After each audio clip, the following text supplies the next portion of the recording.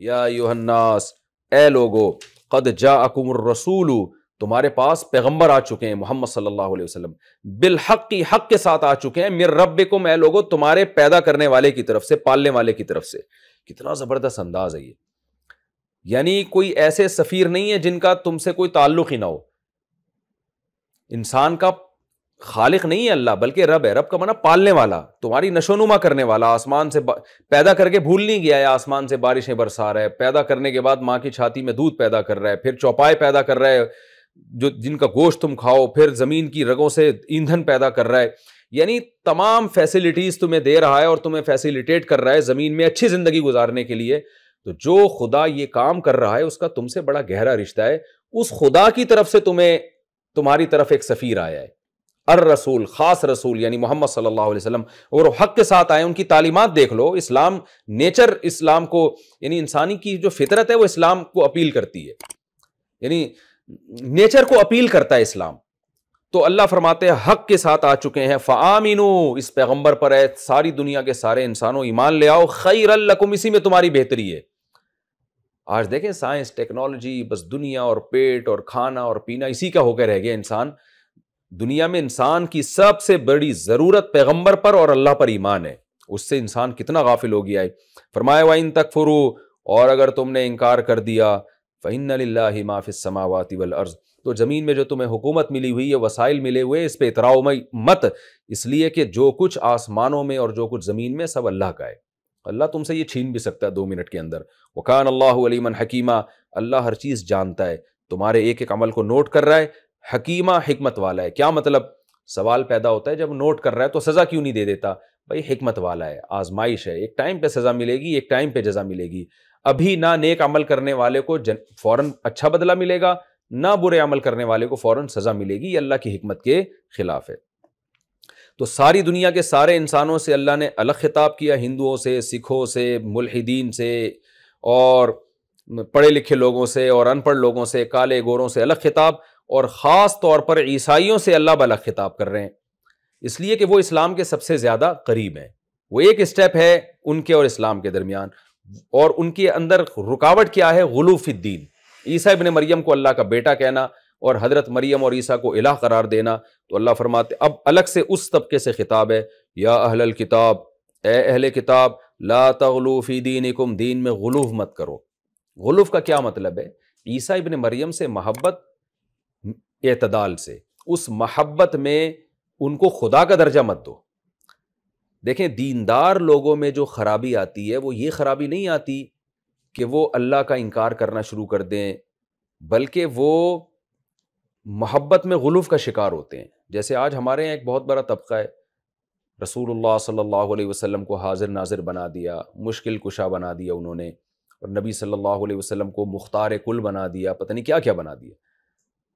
تو حالانکہ نبی صلی اللہ علیہ وسلم ان چیزوں سے بری ہیں،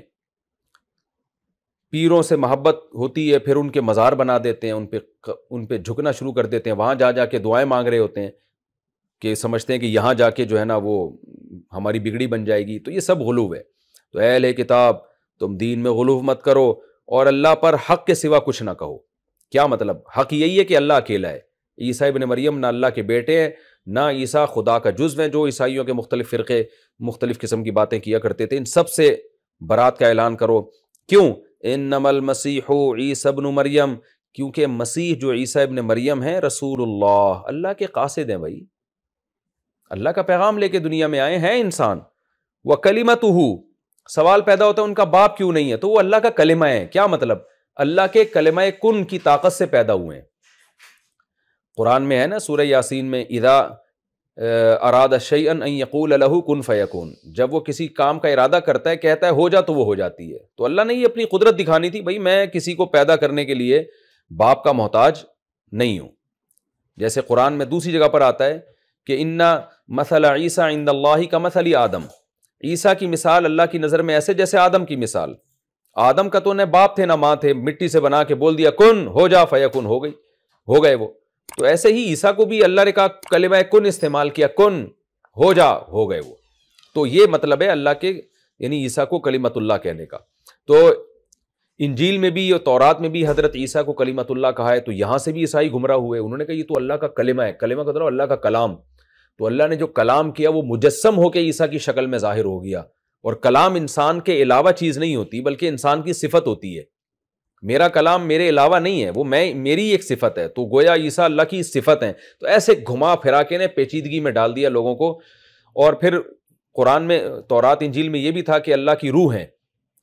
یعنی روح ہے اللہ کی طرف سے، تو گویا اللہ جو ہے نا، اللہ کی روح عیسیٰ کی بن مریم کے باڈی میں آئی، تو یہ اس طرح کے ان کے مختلف فرقے مختلف قسم کے دعوے کرتے ہیں، تو اللہ نے ان کو کلمہ کہا مجازن کا مطلب وہ اس طریقے سے پیدا نہیں ہوئے جس طرح سے سب لوگ پیدا ہوتے ہیں، بلکہ اللہ نے کلمہ کن استعمال کیا اور پیدا ہو گئے، وہ انسان گوشت پوست کے بنے ہوئے، وہی 2 ہاتھ ہیں، آنکھیں ہیں، ناک، دل، دماغ، جگر جو انسانوں کا ہوتا ہے، کیا ہے کہ اللہ کی کلمہ کن کی طاقت سے پیدا ہوئے، تو اس لیے ان کو کلمۃ اللہ کہا گیا، اور روح منہ کا مطلب اللہ کی طرف سے روح ہے، روح زندگی کو کہتے ہیں، یعنی یہ وہ زندگی ہے جو اس پروسیس کے تحت وجود میں نہیں آئی جو عام انسانوں کا پروسیس ہے، بلکہ یہ ڈائریکٹ اللہ کی قدرت کی وجہ سے پیدا ہوئے ہیں، یعنی ان کی اللاجیکل کام ہوا ہے، یعنی اللاجیکل کا مطلب ایک ایسا کام جس کا بظاہر کوئی سائنسی سبب نہیں ہے، تو یہ روح منہ اللہ کی طرف سے روح یعنی زندگی ہے، یعنی عیسیٰ ایک ایسی زندگی ہے جو براہ راست اللہ کی طرف سے ہیں، اللہ کی قدرت ہے اس میں، اور اس کا اسباب کو اللہ نے درمیان سے ہٹا دیا، تو اس معنی میں اللہ نے عیسیٰ کو روح کہا ہے۔ اب اس کا مطلب یہ نہیں کہ اللہ کی جان ان میں آ گئی ہے، تو یہ مطلب ہے وَكَلِمَتُهُ، اللہ کا کلمہ ہے، یعنی کلمہ قدرت، کلمہ کن کی طاقت سے پیدا ہوئے، اس لیے اللہ نے ان کو اپنا کلمہ کہا، ایسا کلمہ جو اللہ نے مریم کی طرف ڈالا، یعنی کن کا کلمہ، اور جبریل کے ذریعے یہ کلمہ پھونکا گیا ہے آپ کے، یعنی یہ جو کن کا کلمہ ہے یہ جبریل کے ذریعے جبریل نے حضرت مریم کے جو ہے بطن میں پھونک لگائی، جس سے حمل ٹھہرا ان کے۔ فَآمِنُوا بِاللَّهِ، پس اللہ پر ایمان لے آؤ جیسے لانے کا حق ہے، وَرُسُلِهِ، اور اس کے پیغمبروں پر، وَلَا تَقُولُوا ثَلَاثَةٌ، اور یہ 3 کا لفظ اپنی ڈکشنری سے نکال دو، بس اللہ اکیلا تنہا ہے، اس کا اپنی مخلوق سے کوئی ایسا راستہ نہیں، ایسا واسطہ نہیں ہے کہ جس کی بیس پر آپ مخلوق کو اس کا جز قرار دو۔ انتہو، اللہ دھمکی دے رہے ہیں، انتہو اے عیسائیو، رک جاؤ اس بات سے، خیر لکم، اسی میں تمہاری بہتری ہے، ورنہ اللہ قیامت میں تمہیں چھوڑے گا نہیں اس جرم کی وجہ سے۔ انما اللہ الہ واحد، بے شک اللہ الہ ایک معبود ہے، واحد اکیلا ہے، ہر لحاظ سے اکیلا، یہ نہیں کہ 3 کا مجموعہ ایک ہی ہوتا ہے اور ایک کا مجموعہ، یہ جو عیسائی اس طرح کی باتوں کو گھماتے ہیں، نا نا نا نا نا، الہ واحد، ایک اکیلا خدا ہے، بس اس کے ساتھ کوئی شریک نہیں، سبحانہ، اس بات سے وہ پاک ہے، ان یکون لہ ولد، کہ اس کی کوئی اولاد ہو، لہ ما فی السماوات، جو کچھ آسمانوں میں زمین میں سب اسی کا، عیسیٰ کا نہیں ہے، مریم کا نہیں ہے، سب اسی اکیلے اللہ کا ہے، وما فی الارض، اور جو کچھ زمین میں وہ بھی، وکفا باللہ وکیلا، اور اللہ کارساز ہونے کے اعتبار سے، کام بنانے کے اعتبار سے کافی ہے، مشکل کشا، حاجت روا اکیلا اللہ ہے، عیسیٰ سے مدد طلب مت کرو، مریم سے مدد طلب مت کرو، اکیلا اللہ تم سب کے لیے کافی ہے، وہ سب کی بگڑی بنا دے گا۔